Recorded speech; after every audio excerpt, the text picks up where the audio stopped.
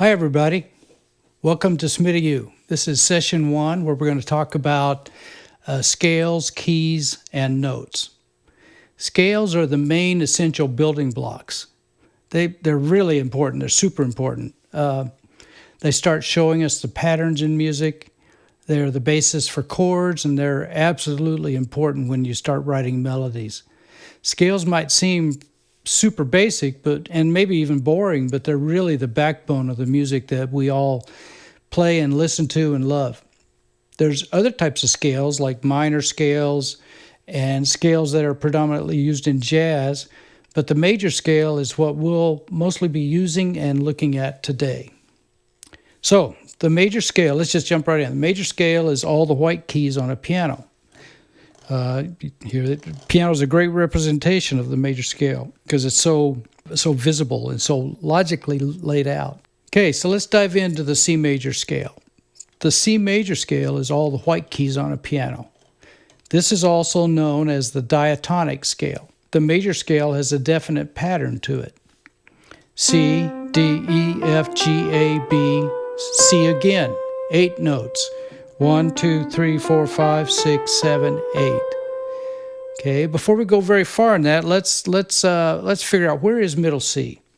Okay, the C's on a keyboard, all the C's on a keyboard are the note, the white note that is just to the left of the group of 2 black keys.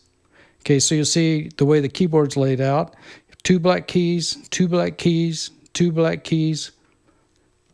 All the way up and down the keyboard. So the C, any C, is found when it just to the left of the group of 2 black keys. So here we have our 2 black keys. So this note right here is a C. All right. So how do we find a middle C? Okay, so middle C is the 4th C, counting up from the left of the pianos, from the lowest C. So let's go down. Here we go, down here all the way at the bottom. We see our 2 black keys, and just to the left of that is the C. That's our lowest C. Okay, so let's count up 4 of those. Here's one of them, and then 2. Remember, it's to the left of the 2 black keys, and then up one more octave to the left of the 2 black keys, and then the 4th one. So there's middle C. All right.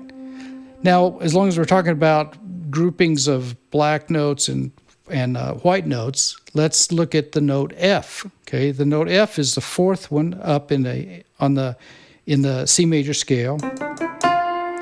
Okay, and the F is always the white key just to the left of the grouping of the 3 keys. So here's 3 black keys, 3 black keys, 3 black keys. So if we go just to the left of that group, the white note there is an F. Look at this here, group of 3, F, F, F. All right. Now, there's another scale besides the major scale that has all 12 possible pitches, and this would be all the white keys and all the black keys.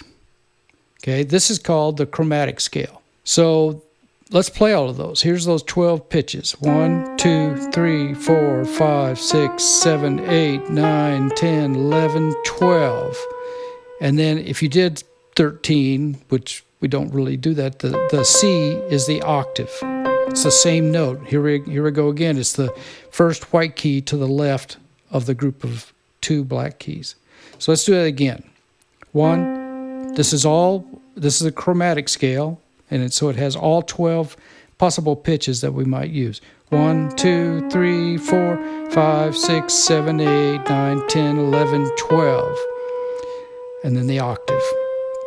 Okay, let's do that coming down. So let's start here on our 12th one. Okay, here's our octave. And then let's go 12, 11, 10, 9, 8, 7, 6, 5, 4, 3, 2, 1. Okay? Now, something a little different. Let's talk about the steps that make up any scale. Any scale. There are half steps and whole steps that are used in all of our scales. And it's a combination of those that creates the sound. So today we're just going to be specifically pointing at the major scale. So half steps. These are, when I played that chromatic scale a minute ago, each of those notes was a chromatic half step. All these were half steps. Half step, half step, half step, half step, half step. Okay? So half steps are just the first, the most available note right next to each other, whether you're coming up or down. Now, whole steps equal 2 half steps. So if I want to go a whole step from this note, I would go up a half step, that's 1, and then another half step, that's 2. So 2 half steps, and that equals a whole step between here and here. Let's do it again from this note. You go up a half step, and then another half step. Remember, it's 2 half steps. So from here to here is a whole step. So let's do the first 3 notes in that scale. So whole step to here, and another whole step to here. Okay. Now, a little side note here. Other countries, especially in Europe, they don't use the whole step, half step name for those kind of operations. They use tones and semitones. Those are the 2 terms they use. So years ago, I was doing some orchestral sessions in London and talking to the musicians in the orchestra, and I learned really quick to use their terminology because they didn't know what I was talking about. When I would say, in bar 7, beat 3, that note for the trumpet needs to be a half step higher. They didn't know what I was talking about. If I said semitone higher, boom, we're on track then. So they use, in other countries, mostly in Europe, they use the term tone for a whole step. That would be a tone. Or a semitone would be our half step. Okay? So if you ever travel to another country and are working with musicians there, you probably want to get a grasp of tones and semitones. I almost said half tones, but yeah, tones and semitones. Okay? So here's the pattern that we use for a major scale in the U.S. And it's built on whole step, half step, whole step, whole step, whole step, half step. And so on the keyboard, they lay out like this. Here's a whole step for your first move. Second move is another whole step. Now right here, you make a half step. And then your next one is whole step, another whole step, and you end with a half step. Okay, so whole step, half step, whole step, whole step, whole step, half step. So these are essential to know, but actually the best way to get this in your grasp and especially to get it into your kind of musical awareness, whole steps, half steps, that formula is great if you get in a key where it might be a little, maybe you're not a piano player and you're trying to figure out a scale starting on A flat right here. Using the whole step, half step, that method, you can work your way and find a major scale anywhere on the keyboard or on a guitar. Each fret, each position on a guitar is a half step. So in other words, if you play the 3rd fret, any note, and you move up and play on the 5th fret, that is a whole step. If you play 3rd fret to 4th fret, that's a half step. So it works the same in all the instruments. But the best way, the goal that you want to get is to where you can hear a major scale in your ear and sing it without any kind of aid with you. So you could start on any pitch and sing a major scale. Okay, so we'll talk a little more about that coming up, but that really is your best foot forward to get that under your belt and in your toolkit. Okay, so Whatever note that you start on defines the name of that particular scale. So far we've just done C scales. Let's do a C major scale. So it starts on a C. Okay. Starts on a C, so that's called a C major scale. Let's try one starting on D. Okay, so here's a D major scale starting on D.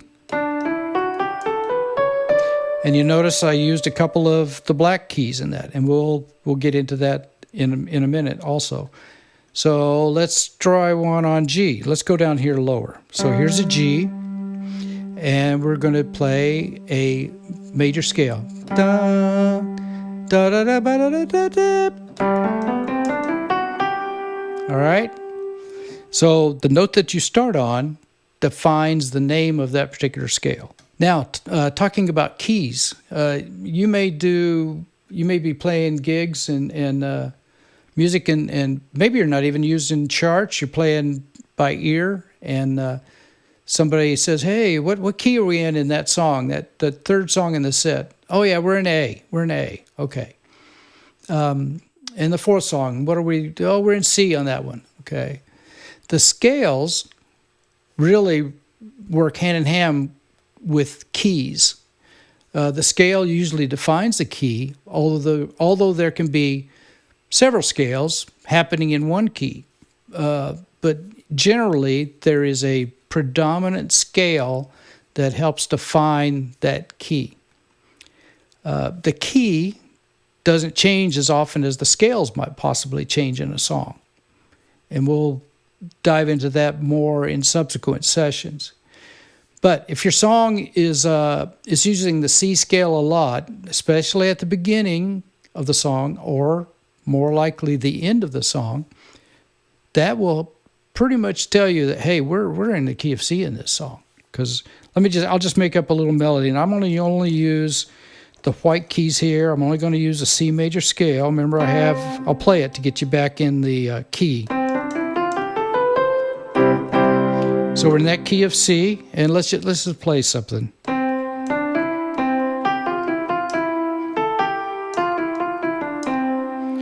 Okay, that little bad melody is, you notice I used the 6 notes right here in that key. So I was totally using the C major scale. And you notice I also started on C and ended on C.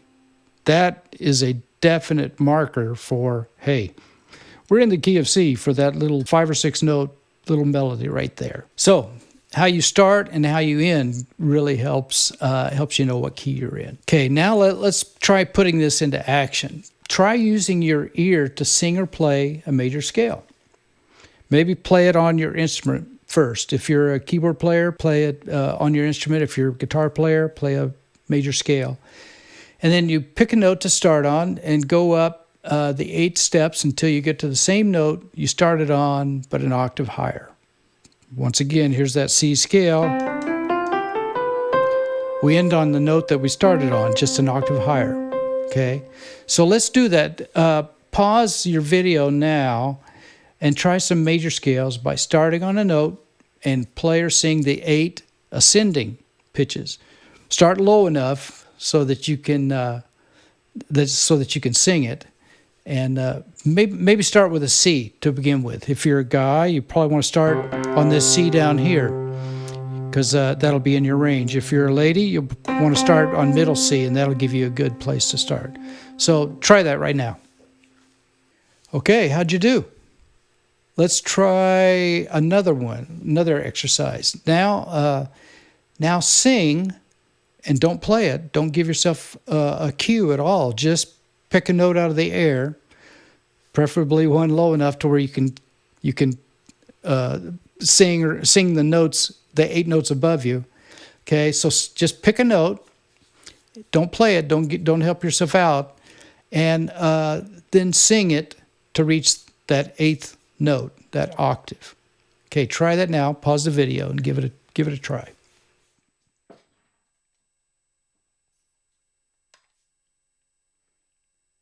So we're back. How did you do? Check yourself by playing the note that you started on with your instrument.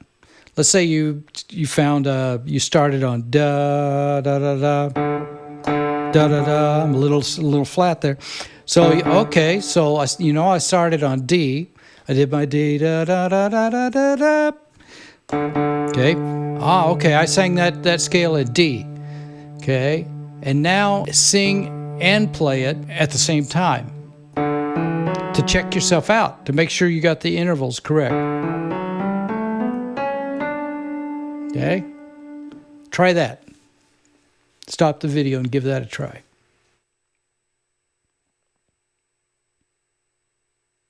All right, here we go. Let's try something else. Let's look at the C scale on a piece of music paper. So here's a representation of a C scale written out. This starts on middle C and goes right on up the scale. C, D, E, F, G, A, B, C, and then right back down. So let's play it so we don't have to hear my bad singing. Here's the C, D, E, F, G, A, B, C. C, now we come down. C, B, A, G, F, E, D, C. All right, let's play it and just listen, look at the notes here on the page as I play them. Kind of get used to, if you're not a note reader, just gives you a taste of reading notes as music's being played. So here we go, starting right here. Now a little slower coming down.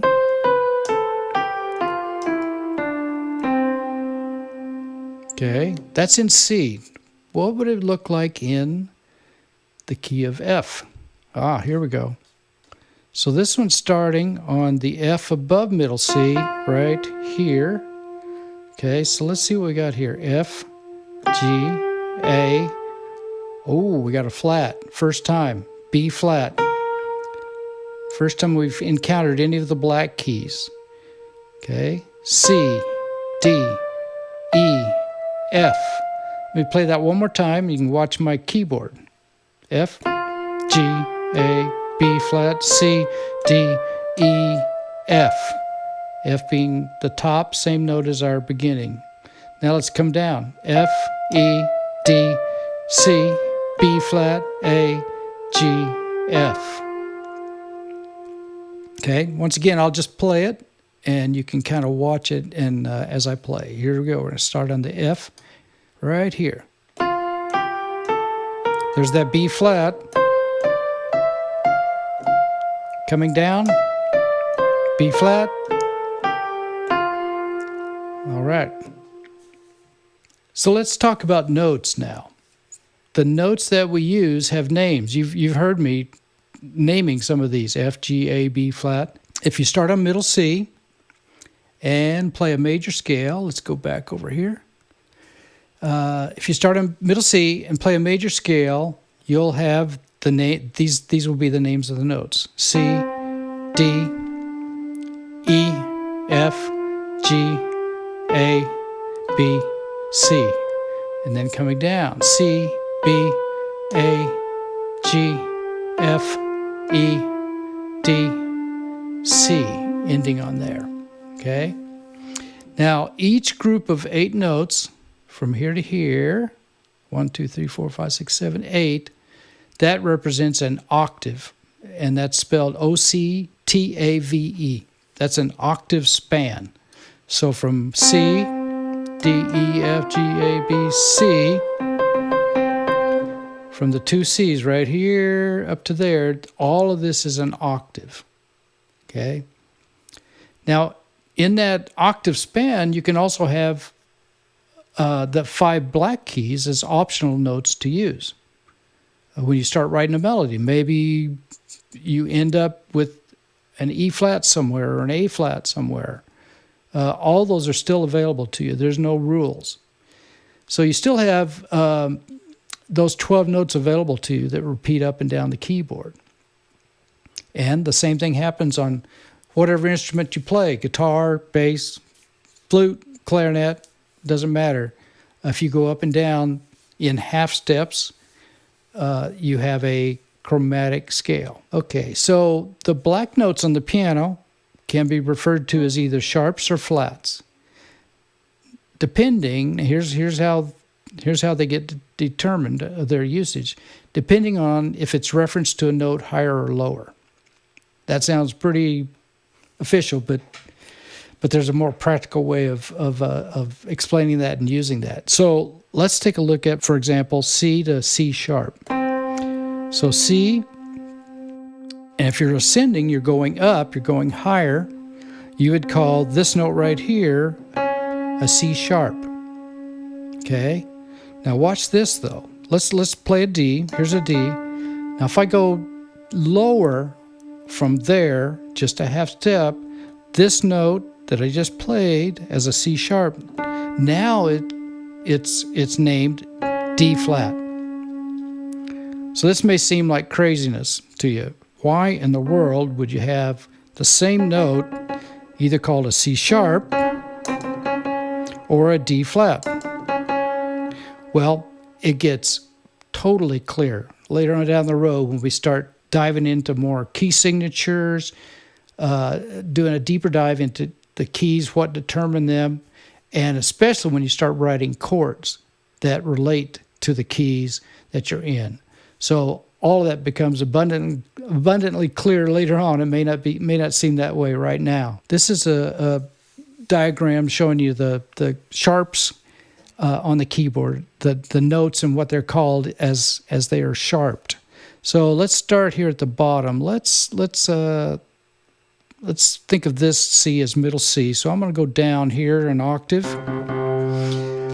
And so now we're going to be going up and up and up this keyboard. So we have C, C sharp, D, D sharp, E. Ooh, no black key here. So we just use the next available note, which is also a half step. Remember, we're going up in half steps. F, F sharp, G, G sharp, A sharp, B, C, and then on up, keeps continuing. C, C sharp, D, D sharp, E, F, F sharp, G, G sharp, A sharp, B, and then finally ending on C. And it does continue. All right. So now let's look at a diagram that shows how you would, a chromatic scale coming down using flats. Here we go. So let's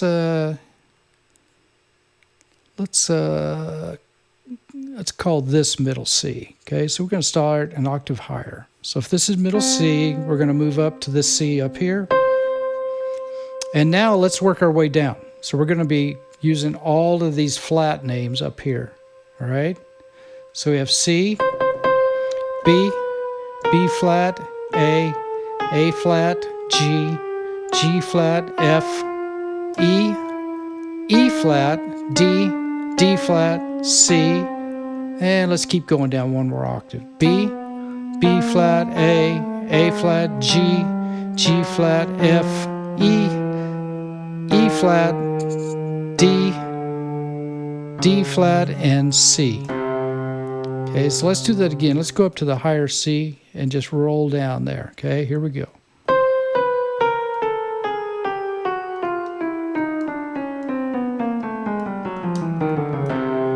Okay, so I started up here and did all chromatics down using all the flats. So remember, it's the direction that you're going helps determine the name. So if I'm going from here, from this D, well, now we'll call this middle C right here. So I'm right above it, D flat, because I'm going down. I'm going down. Once again, if I was over here and I played this D and I went up, that'd be a D sharp. Okay? So D sharp and E flat are the same note.